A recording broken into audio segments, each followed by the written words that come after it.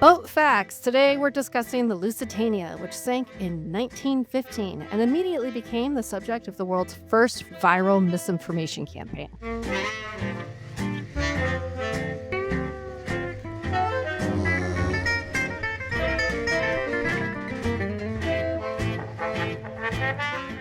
The Lusitania was a luxury passenger ship that got torpedoed by a German U-boat during World War I. 1,195 people died, including 128 Americans, and their deaths helped push America closer to joining World War I. The Lusitania's sinking happened in May 1915. America didn't enter the war until April 1917, nearly 2 years later. But those 128 American deaths became a talking point politicians could deploy when they finally decided war was convenient for them. But here's the twist that would make any conspiracy theorist proud. The ship was carrying ammunition.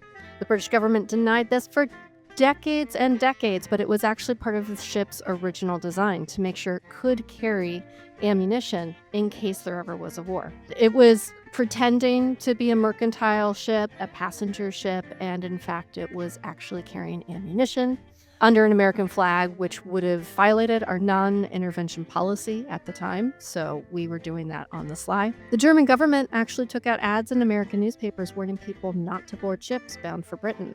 This was in the paper the morning of the departure of the Lusitania.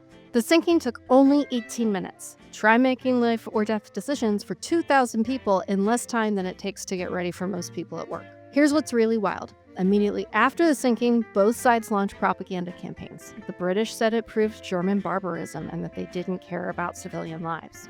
The Germans said it proved British deception by using passenger ships to carry weapons, which really sounds very familiar to anything happening in the world today. The Lusitania was basically an early masterclass in how democracies spin tragedies in real time to serve their political goals.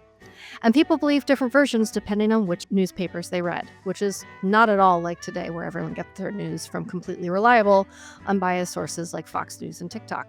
The captain of the Lusitania was William Turner, who survived and was immediately blamed for not following proper wartime protocols. But here's the big thing.